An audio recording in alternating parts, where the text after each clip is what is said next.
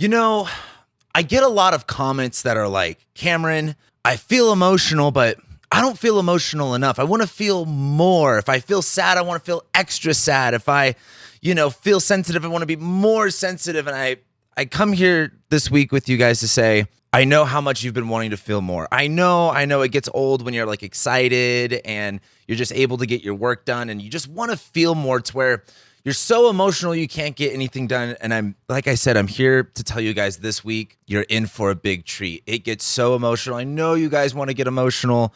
So here we are. Welcome back to the Astrology Report. This time we're talking about June 17th through June 23rd of 2024. Given your guys' feedback, drug references are in. Being lame is out, but I'm on a lot of coffee today. I'm feeling really good. So maybe we could just replace the booger sugar and with some caffeine. How about that? Is that a good little trade? We have a lot going on this week, but nothing is like actually super major. It's just like all these little tiny major events. But let's go ahead and get started with it. So on Monday, we're really starting the week off with the moon, number one, ingressing into Scorpio. It's going to make a trine to Venus. It will then make a square to Pluto, and then it's going to go opposite Mars. But we have three major highlights going on Monday, and that's going to be Venus ingressing into Cancer, Mercury ingressing into Cancer, and then Mercury will make a conjunction to Venus. Boy, I hope you guys realize you bought tickets in the splash zone because that's what's going on here. If you've never been to SeaWorld is a very weird thing for an American to experience because as a kid, it's kind of cool, but the older you get, the more you're like, this is really fucked up. But the splash zone is still kind of fun. I do like dolphins. I think orca is probably my favorite water creature, and I think it's very cool that they do stunts. And I also like when the orca ends up eating the instructor. Yes, it's sad, but it's also just kind of like hooray for nature. Don't put them in there. But anyway, splash zone. That's what's going on Monday. But this is okay. If you've ever been to SeaWorld, think about that tank. Yes, the tank is probably clean, but the dolphins and the orcas, they're peeing and pooping in it, and it's gross. And, the dolphin will kind of come up, giggle, before they R-word you, they kind of like splash you in the face. That's what Monday feels like. It's kind of like gross water. You feel a little violated. You know how dolphins are a little handsy, is one way to put it. But as the moon goes into Scorpio, it's going into its sign of fall. The moon is about our emotions. It's going into Scorpio. We're like crabby, or like, you ever been with a family member or a friend and they're just kind of like pouting and they're not in a good mood, but you're trying to get them in a good mood. And so you kind of like do something fun, but they take it the wrong way. That's like the moon in Scorpio. Like, okay, clearly grandma didn't want to sit in the splash zone, but like, shut up, grandma. Come on, have some fun here. Moon goes into Scorpio. What's hard, the moon will make a trine to Venus. We're going to talk about Venus in a second. It's going to square Pluto and go opposite Mars. Monday just seems frustrating. I'm not going to lie with you guys. It's kind of like there's a very warm emotional part to it. But I think as the moon trines Venus, like, oh, this is nice. And then it squares Pluto and you're kind of sitting, at SeaWorld and you're like, oh, the orcas are just in these little tiny cages and their fins bend. And it's really sad, actually. And the moon goes opposite Mars, where you're like, I can't even enjoy being at SeaWorld. The moon, like our emotions versus opposite Mars, like Mars is fights and conflicts, and both of them are in detriment, where it's like, you can't even have a fun time at SeaWorld. You can't even enjoy it, even if it's like supposed to be fun with your family. I know I'm just going off on this kind of story. My stepmom was so obsessed with going to SeaWorld. Like, that is the one place I've been to a bajillion times, and it's just such a weird place. It's such a weird American thing to go to. And when I first hit record, I was like, this is fucking SeaWorld energy. But Venus goes into Cancer, and let's talk a little bit about that. I love Venus in Cancer. Venus is about fun, pleasure, enjoyment. Cancer is, you see, I'm on the caffeine right now, and I have so many not safe for work analogies for this that we'll keep to the side. Cancer can be very aggressive. What people don't realize is I forgot where I was talking about this at. I don't remember if it was on my Patreon live stream or where. It was on my Patreon. On my Patreon, I do a Ask Me Anything episode once a month, and one of the people on there was saying like, oh, Cameron, I have like these Cancer placements, but I don't resonate with them. It's like, it says you're emotional stuff like that. Cancer, I feel as if, is probably the one zodiac sign that is just absolutely painted in the wrong light. We use the term emotions to describe the water signs, and often it stops there. I always like talking about Cancer's extremely defensive, because again, think about a crab. Yeah, a crab lives in the water. For the most part, it's chill, but a crab will absolutely fuck you up. They will absolutely pinch you. with no remorse. Crabs eat their babies. Like there's something like, it's kind of wild when you really think about it. I look at Cancer as a very defensive and possibly at times like a harsh zodiac sign. And with Venus going into there's a little bit of softness. Okay, Venus in Cancer, if Cancer's about protecting and nurturing. And again, think of like, I always think about Cancer as like mama bear energy. Get it between a mama bear and her cubs and she'll rip your face off, ladies. Someone like I made a comment about that and someone's like, Cameron, that was actually a really important conversation. Okay, yeah, whatever. But Venus going into Cancer there's something about this Cancer, wherever Cancer is at in your birth chart. So whether that's, again, look at what house it rules in your chart. There's something about that area that becomes more pleasurable or fun. A way that I look at that, or I should say an easy way to really look at like a Venus transit is like, let's say Cancer rules your 4th house. Venus going into Cancer, when Venus just transits your 4th house, it's always a time of like buying stuff for your house and making it more aesthetic. It's one of those things that like I could always like continuously count on when Venus enters like enters someone's 4th house.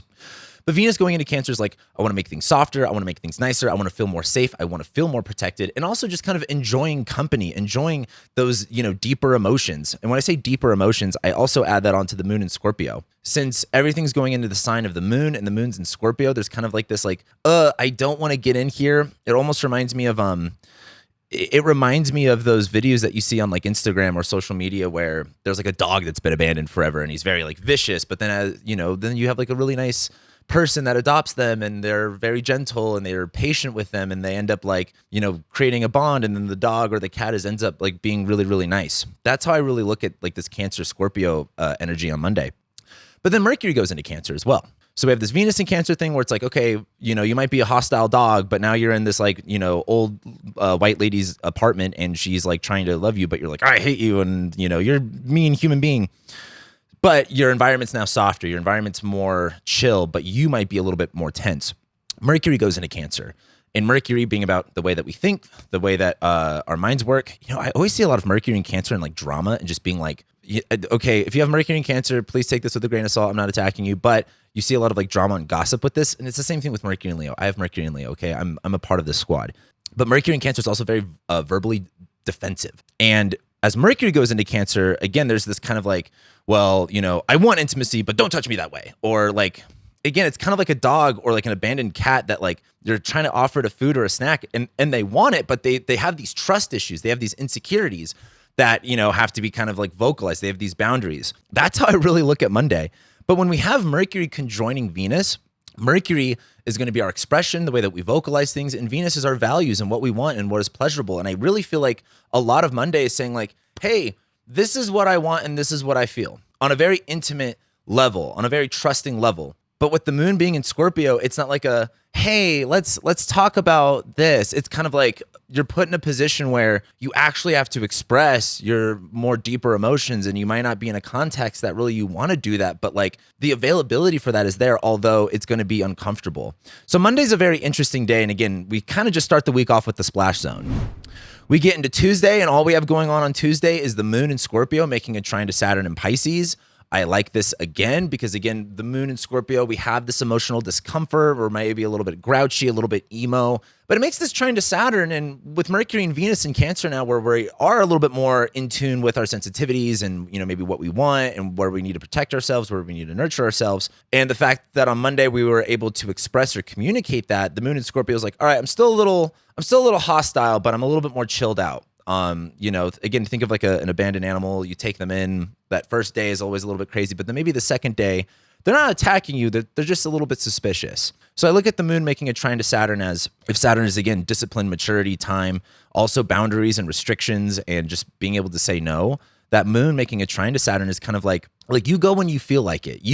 Whenever you're comfortable, whenever you're ready, we're kind of a here for you thing. So I think on Tuesday, there is a level of still feeling a little bit emotional, still feeling a little bit raw and sensitive, but not taking it overboard, kind of knowing where you're supposed to be and saying like, okay, like I'm still a little bit sensitive, but I can be much more mature about this and I can handle this in a better way. And then we get to Wednesday. On Wednesday, the moon will then go opposite Uranus and Taurus, make a trine to Neptune.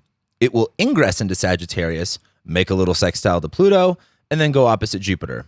A lot of lunar action on Wednesday. The moon in Scorpio as its opposite Uranus and Taurus. trigger warning, not for what I'm about to say, but I just look at the moon in Scorpio as like opposite Uranus, like trigger warning. In today's day and age, everyone, it doesn't even matter if you're like extreme left or extreme right, like everyone's fucking sensitive. Everyone's a little snowflake. And we all get triggered by things. And I look at that moon opposite Uranus as like, if you allow yourself to be triggered, you're gonna get fucking triggered. And you don't have to, but the availability of being triggered is open to you on Wednesday, whether you want to or not. And those are things that, like, again, like I get triggered by stuff. And even though I think it's funny and I think it's whack for people to get triggered, like I'm a human being and I am susceptible to those problems too. But I laugh because I could even be like, oh, if you get triggered, you're like a snowflake. And then like someone will say something, or like I get triggered by the stupid comments all the time. And it's one of those things where it's like, but, like you can make fun of someone else being triggered, but then all of a sudden, like, you get in that situation, you're like, but it's different for me. You know what I mean? Like that moon in Scorpio is just kind of like, there brings up a wound that we have inside. There brings up an issue that we haven't resolved inside, or an insecurity that we have, that we haven't solved inside. And I think the moon opposite Uranus is, there could be something that you're not really anticipating or thinking about that could bring up an emotion that can cause a little bit of chaos. So I think on Wednesday, just kind of expect some sensitivity that you didn't really know you were sensitive about that might kind of bring a little bit of chaos for just a minute. Like the moon going opposite Uranus is only for about an hour. And then the moon will make a trine to Neptune. You don't have to make a big story out of it. Like oftentimes when we feel victimized or we feel attacked, and we're already in that place where we're creating that story for ourselves, we can literally just create a bigger than, life scenario and be like, Neptune is imagination, idealization, romanticism. And I feel like with the moon in Scorpio trining Neptune and Pisces, have you ever heard someone tell you a story where they like went through something and in their mind it was this really big thing and all this stuff, and you're listening, you're like that wasn't that big of a deal. Like we get it, that sucked, but like it wasn't that big of a deal. But in their mind, it's a really big deal. They're like, they just have this imagination with it. That's what Wednesday looks like. That can be good. Again, there's nothing like a situation that you can go through that really, really upsets you, that then like turns you into your villain origin story where like, I'm going to do better now and I'm going to get my shit together. But it's also bad for if you're trying to get out of like the sensitive emotions. But what is nice is that the moon then moves into Sagittarius. I am allowing you guys 5 minutes on Wednesday to pout, to whine and complain, but you got to get out of it. I'm giving you that space. I don't give you guys that space that much. But if you want to whine and you want to be a little, depressy-wessy and you want to be a little whiner baby, I'm giving you 5 minutes for it. Be sensitive, but then the moon goes into Sag and you got to get over it. Let's say, what time does the moon go into Sag specifically? The moon goes into Sag, at like around 10:45 Mountain Standard Time. So if you wake up cranky, or actually it's going to be 10:30 Mountain Standard Time. So if it's 12:30 Eastern Time, 9:30 Pacific Time, you wake up cranky, you're allowed to be cranky, but then you got to get that shit out. You got to move on, because that moon going into Sag is allowing some space for freedom, adventure, seeing the bigger side of things, having more hope and having more optimism.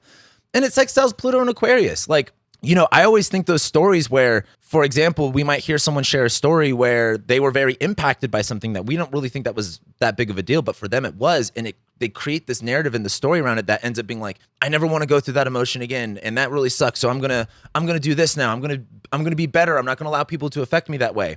That's how I want you guys to like vibe on Wednesday, is like, yeah, like toil in the emotions a little bit, get real angry, do something about it, change, be better. And then the moon will go into Sag and sextile Pluto, where it's like, feel that power. Feel that, like, it's okay to feel empowered. It's okay to get on a sick one. That's what I mean by getting on a sick one. But then the moon, as it goes through Sagittarius, will make an opposition to Jupiter and Gemini. Again, I'm on a lot of coffee right now. Long story short, why I'm on a lot of coffee. With the moon in Sag, there's a lot of, I want to go here. I want to go there. I want to do this. I want to do that.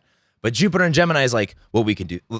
Has anyone else been just like really distracted with Jupiter and Gemini? Like, I'm doing this and I'm looking up this and what's going on over here. The moon is like where our emotions are, like our day-to-day feelings. And there's this, feeling of excitement and adventure and optimism. But then Jupiter is kind of like in Gemini, where it's like, well, can you really do that?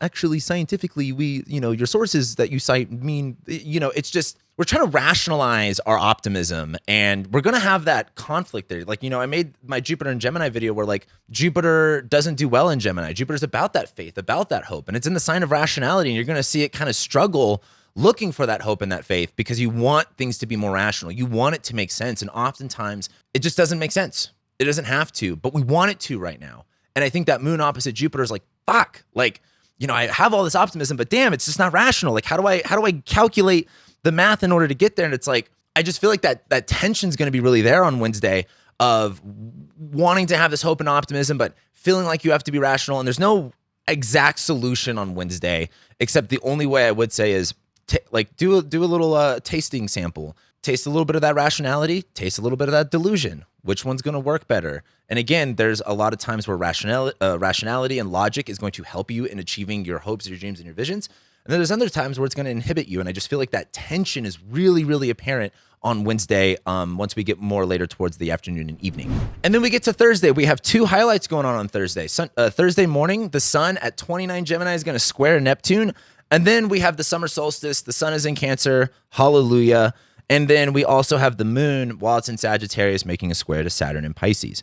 The sun in Gemini squaring Neptune in Pisces. It's very like, what? What's going on? Neptune's at 29 right now, and I just can't get over Saturn being really, really close to Neptune right now. They're only 10 degrees apart. Saturn's about reality. Neptune's about obfuscation, and they're in Pisces, which is already kind of a, weird sign in general. So, why is the stock market going up when everything is expensive, and what's going on with the election, and what's going on with this? There's just a lot of confusion in the air, and we're being challenged to be like, what is fucking real and what's not?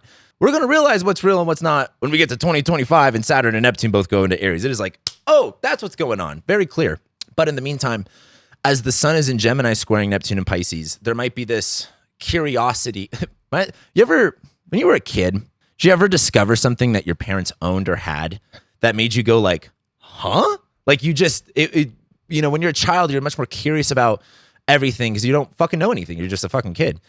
So I don't know, maybe you're going through your parents' shit or, you're listening to their phone calls and there's something that happens where you're just kind of like, wait, what is going on? Mine, one of the biggest things for me was, my mom has always been a saint my whole life, grew up church. She never, she used to have maybe one or two beers every now and then, but nothing crazy. And it wasn't until our cousin, who was a straight up Aryan white supremacist dude who'd been to prison a bunch of times and sold a bunch of drugs. I forgot how. My family and the city I'm from, it's so entangled. I would have to sit here and explain that situation to you guys for an hour. But my sister was talking to him and he goes, "Oh yeah, your mom used to be a huge meth head." And we were like, "What? Our mommy?" And turns out my mom was on meth for a long time, and we just had no idea. We had no idea. She got sober, of course, before we were born, but it was one of those things where it was just a discovery of information that made me absolutely confused on everything else. That's what the sun in Gemini squaring Neptune is about. It's light conversation or just curiosity, and just something just comes up where there's a lot of confusion, but only lasts a couple minutes because then the sun goes into Cancer. I love the summer solstice. I'm a Leo. I like sunlight. I like it when it's more day and less night. Of course, I'm going to have, the 5% of you that are in Australia and New Zealand. You're like, but Cameron, actually down here, it's winter. That's fine. But I think it's 95% of all civilization throughout all of time has been north of the equator. So sorry, guys. And also this is me just ranting, but all of the people that complain about Western tropical astrology not accounting for people that live in New Zealand, Australia, they're all white people. You guys aren't supposed to be down there. You guys were prisoners and got shipped down there, and you want the whole world to bend for your guys' circumstance. I'm sorry. And just laugh with me here. Please don't take it so sensitively. I'm not attacking you. We're all having a good time, okay? So the sun goes into Cancer. Summer begins. Summer is here. This is a cardinal sign where, again, Gemini season is the change from spring into summer. Now we're locked in. We're locking into summer. What I like about the sun in Cancer, too, is that there are some ideas around... Boy, I can't remember what astrologer said this now that I'm thinking about it. Maybe it was not Alan Leo. Is it Alan White? I think the guy's last name is White. I think he talks about this. I might be confusing myself here, but they talked about there was some ancient thinkers that considered the sun also being in its domicile in Cancer. Because think about it. The sun is at its peak. It's shining the brightest. Why wouldn't it also represent Cancer just like it would Leo? And so if the sun is our willpower and our vitality and our energy, in some thoughts, it's going into its home sign where it should be stronger.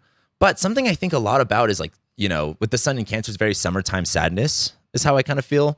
There's a lot of sensitivity. There's a lot of emotions. There's a lot of nostalgia that's going on. But I don't know. I'm a slut for nostalgia, so that's why I like the sun in Cancer transits.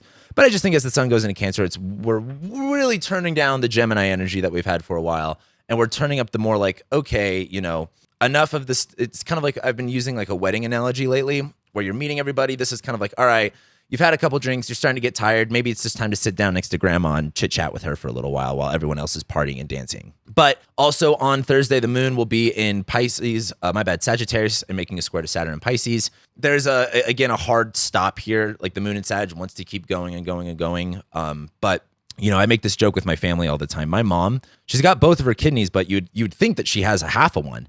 Because every time we go on a road trip, it is 5 minutes. She got stopped to go to the bathroom. That's like the moon in Sag squaring Saturn and Pisces. And you're like, let's go. And then it's like, mom's got to go pee. Mom's got to go do this. And now we're hungry. And it's just one stop after another. But it's like Saturn and Pisces. Like you can't be mad at someone that has to go to the bathroom. Like you're like, it's just a part of the journey. So that's how I look at Thursday.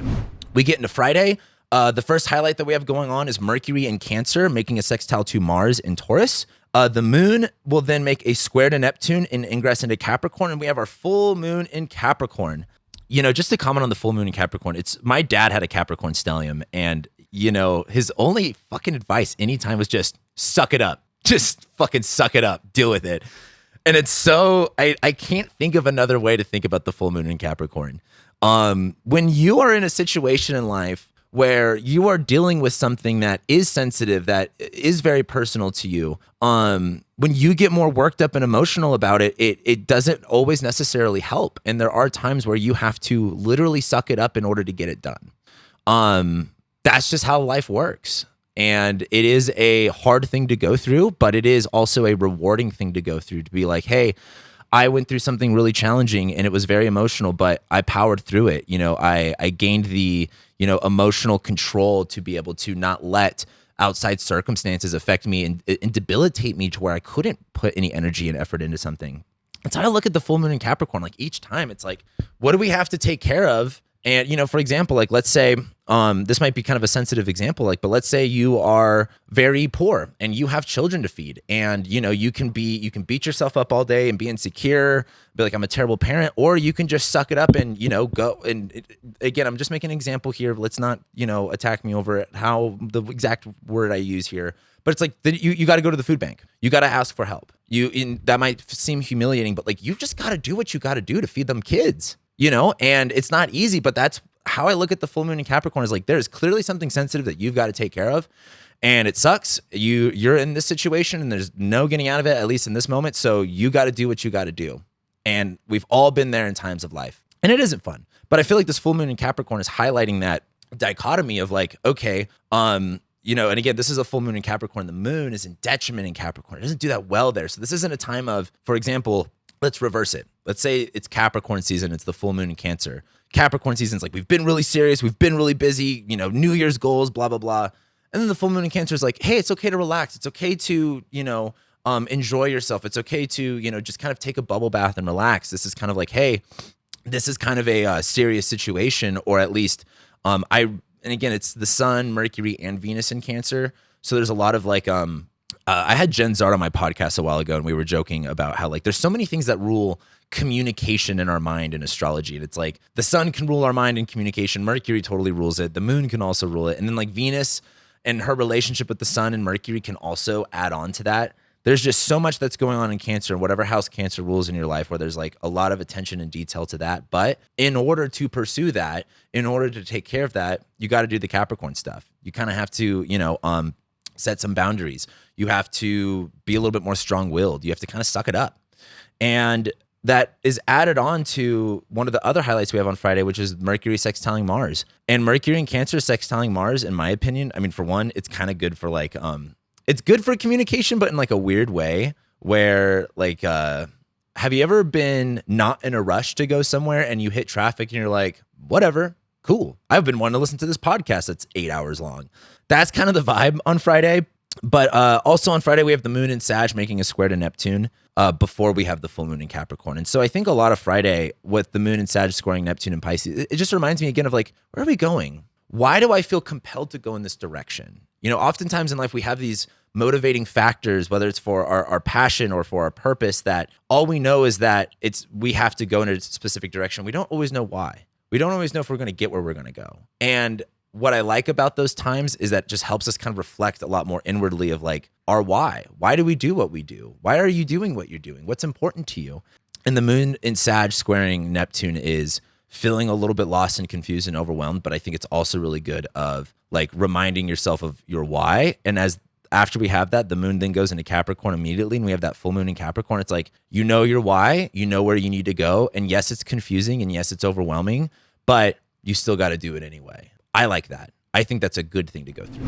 And then we get to Saturday. The moon, while it's in Capricorn, will first go opposite Venus, and then it's going to trine Mars and then go opposite Mercury. Really about getting shit done, in my opinion. Like that moon opposite Capricorn, or moon in Capricorn opposite Venus in Cancer is like, it just reminds me of like, I have to do something that I know I have to do, and I'm not going to get my emotions involved with it. And it's really not that fun, but I kind of have to do it. It reminds me of like cleaning a litter box. Who wants to do that? If you've ever had to excise an animal's anal glands, really not that fun, but you kind of have to do it. I used to be a dog bather for a while, so I was like always squeezing dogs' buttholes, and the poop chutes just goes out. At first I was like, ugh, I can never do that. It's gross. And then just after a while, it just is what it is. I would imagine it's the same like if you have like kids, and like for me as an adult, I'm just like, I fear the day of changing diapers. But for some of you probably have like 5 kids where you're like, it's nothing. It's just a little bit of poop. It never hurt anybody.